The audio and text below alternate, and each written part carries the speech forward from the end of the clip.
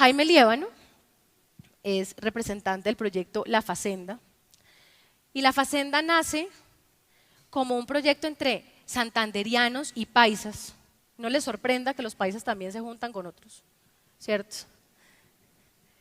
Y amanece un día la idea de, oiga, nos vamos a ir a meter a la Orinoquía a hacer un proyecto extensivo de producción de carne y de pollo. Lo primero que uno se preguntaría en el caso de Jaime es, ¿cómo entra uno a imaginarse la alternativa, y sobre todo en el año 98? Porque otra cosa es pensar en el año 2014, pero otra cosa es cómo en el año 98, desde que se da la discusión alrededor de los TLCs y la oportunidad para la agroindustria en Colombia, y de que si nos iban a acabar la producción de Estados Unidos o cómo íbamos a competir, él en cambio con todos sus socios vio una enorme oportunidad de crecimiento en esa zona del país donde pocos apostaban. Entonces voy a arrancar con Jaime a que me cuente la historia de cómo es entrar en la Orinoquía con TLCs. Bueno, muchas gracias a Bancoldes. Realmente siento que es un honor estar aquí compartiendo con ustedes la experiencia que hemos tenido. Si nos situamos en 1998, en ese entonces yo era presidente de MacPollo, ya habíamos logrado la empresa de pollos más eficiente de Colombia, y a su vez era el presidente de FENAVI, y nos encontrábamos viajando mucho hacia Brasil y Argentina, preparándonos para lo que iban a ser los tratados de comercio bilaterales tanto con Estados Unidos como con Brasil. La verdad, íbamos aterrados. Sabíamos de plano que los precios de los productos que nosotros producíamos valían la mitad allá, de manera que era muy difícil, y después de muchos análisis llegué a una conclusión: luchar por sostener el statu quo, además de ser inocuo, es injusto con el país. Tenemos al consumidor colombiano consumiendo las carnes más caras del continente. Luego, un país no se puede dar ese lujo. Entonces empezamos a pensar cómo rompemos ese esquema. El esquema venía desde los años 60, cuando se acabó prácticamente la producción de maíz y soya en Colombia. Hubo años en que se producía algo, pero todo bajo un esquema tradicional de pequeñas propiedades, en donde la tecnología era muy baja y además el costo o el precio que se necesitaba para el productor era sumamente alto. Entonces teníamos que estudiar a ver qué era lo que pasaba con la cadena, pero el problema no radicaba ahí. Cuando evaluamos, vimos, bueno, si nos quitamos todos los aranceles, pues nos va a ir muy bien porque vamos a tener costos más bajos y vamos a poderle bajar el precio al público. Pero ¿quién dijo? Pues era estúpido completamente ir a importar maíz y soya para producir pollo o cerdo, cuando era más fácil traer el cerdo y el pollo. Entonces no era únicamente si era el grano. Y encontramos que hemos desarrollado en el tiempo unas cadenas completamente desarticuladas en todas las carnes. Cada uno lucha en su gremio por sostener el statu quo, pero el resultado final pues es de todos conocido. Las carnes valen el doble, hoy ya no tanto, pero por lo menos son 30% más caras que los otros países del continente. Entonces, dijimos, no queda más que empezar. Intentamos en la costa, en el Magdalena Medio, pero los costos de la tierra y las extensiones no nos daban. Entonces nos fuimos hacia unas tierras que dijeron, allá sí hay tierras y bien baratas, porque esas tierras no sirven para nada, pero ya eran muy parecidas al Cerrado brasilero. Habíamos estado en el Cerrado, vimos que había una posibilidad y empezamos a intentarlo. Como presidente de FENAVI hice muchos foros e invité a la gente a participar y me creyeron. Un grupo que eran de la ANDI dijeron, ¿qué tal que este tipo tenga razón y nos quedemos atrás? Y entraron conmigo.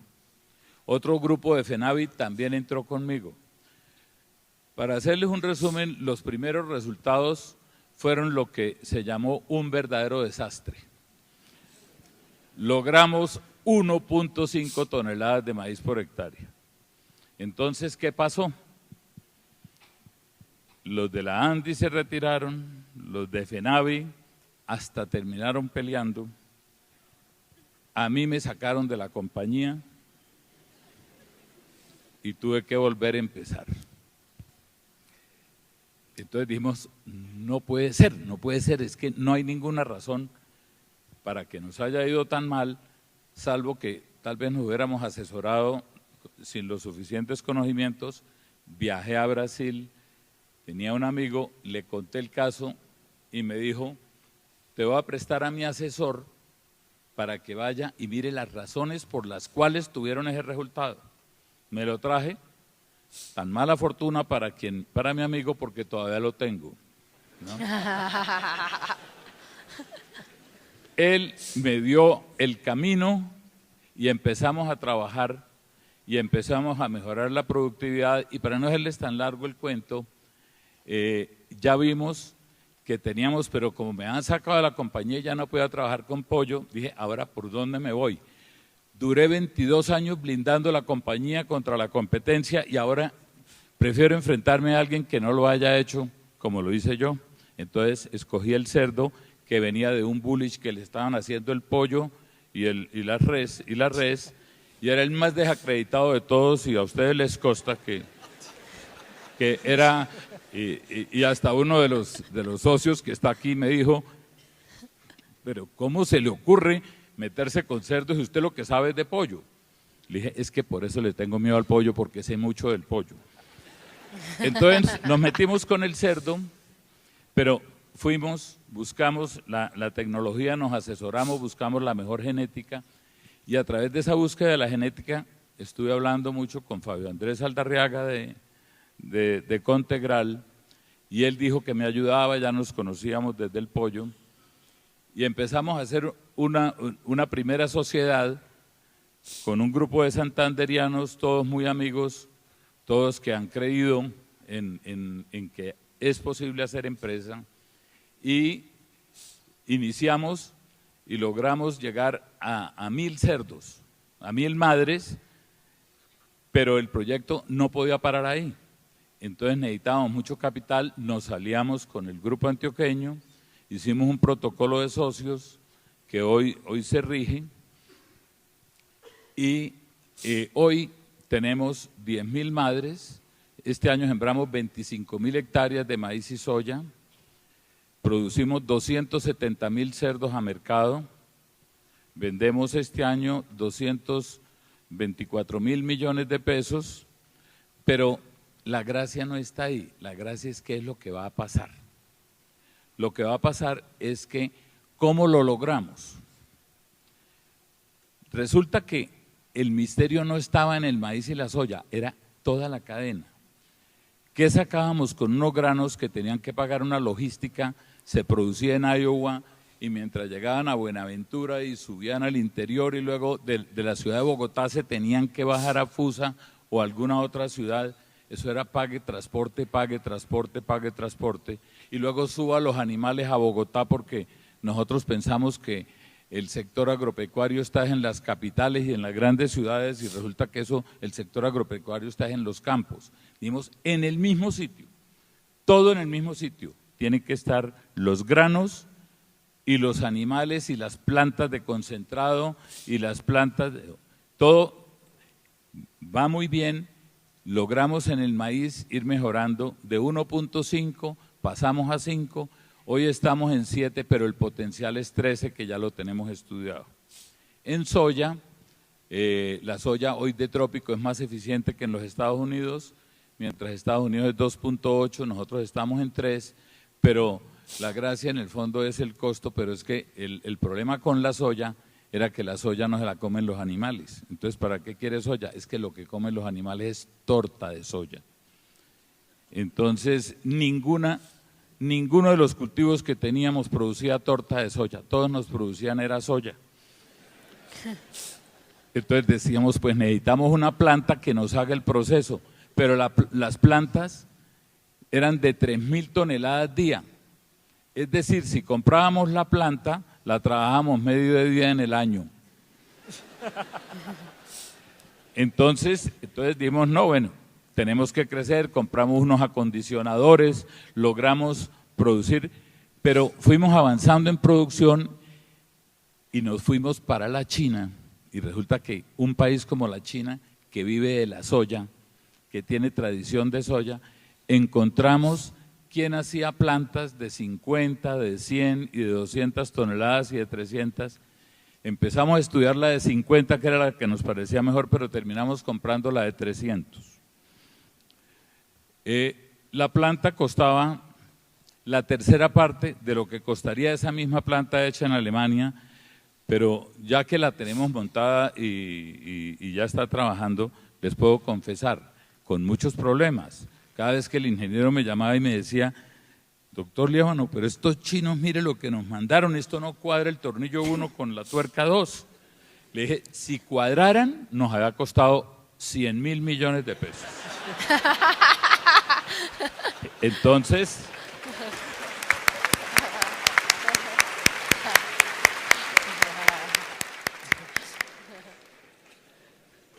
pues finalmente la filosofía de la máquina sí era, cuadraron finalmente los tornillos, ya logramos, vamos a decir que si nos costó 35.000, pues puede ser que hubiéramos gastado 1.000 un poco en ajustes, pero de todas maneras nos costó la tercera parte de si lo hubiéramos traído de Alemania. Entonces, ya teniendo la torta, hoy nosotros podemos producir un alimento que es en este momento 20 y va para 30% más barato que si lo producimos con grano importado, y podemos producir animales en pie que nos pueden costar hoy 20% menos y nos dan el margen para invertir en el resto de la cadena, porque la cadena de las carnes es un desastre. Los que han terminado de mirar las cadenas de la carne es un verdadero desastre. Eso, las carnes… Frigorífico Guadalupe logra por primera vez entregar carne en frío y nadie la quiere, porque si compran la carne en frío, no tienen la cadena de frío, entonces les dañan las carnes. Entonces lo mejor es que se las sigan entregando en caliente, entonces no tienen clientes. Entonces a nosotros nos tocó empezar a invertir en la cadena de frío, y ustedes ya comenzaron a ver publicidad y la facenda y cómo está, y a buscar el mercadeo. Estamos trabajando muy duro en eso. Pero entonces, ¿qué nos pasó? Al estar todo en el mismo sitio, encontramos que el subproducto de uno es el principio de la cadena de otro.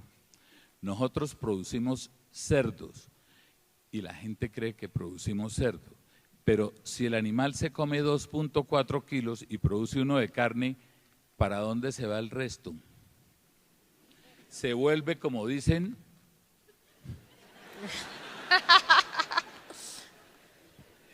pero resulta que esas eyectas de cerdo no las podemos botar a los ríos porque no podemos contaminar, tenemos que separar los sólidos de los líquidos. Los sólidos hay que compostarlos con bacterias, trabajo que se ha hecho en la UNAV, espectacular. A los 15 días eso es materia orgánica muy buena. Perdón. A mí me dijeron que iba a sonar una campanita, pero no sabía qué tan sofisticada era.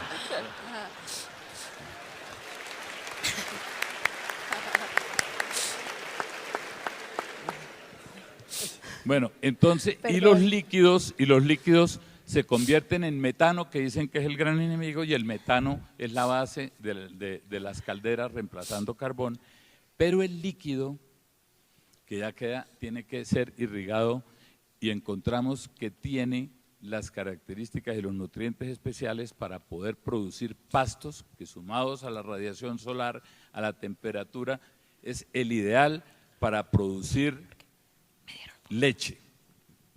Entonces, lo que tenemos ahí es la base de la industria de la leche, y hoy vamos a poder producir leche a menos de 20 centavos de dólar. Y ustedes han oído que el negocio en Antioquia de las cerdos es el quesito. y el matrimonio leche-cerdo prevalece en el 46.7% de las fincas en Brasil. Bueno, pero a su vez, entonces, nos tocó poner la planta de sacrificio que se está montando ya, y al tener el sacrificio de cerdos, pues quedó como dicen, de palomita, sacrificar ganado. Entonces, como ya tenemos el ganado, entonces vamos a sacrificar ganado. Entonces, ¿para dónde vamos? En el 2027 debemos tener 70.000 madres, debemos estar sacrificando 2 millones de cerdos en el año, debemos estar ordeñando 27.000 vacas y debemos estar sacrificando 60.000 reses en el año y teniendo una venta de 2 billones de pesos. Esa es la breve historia de la compañía.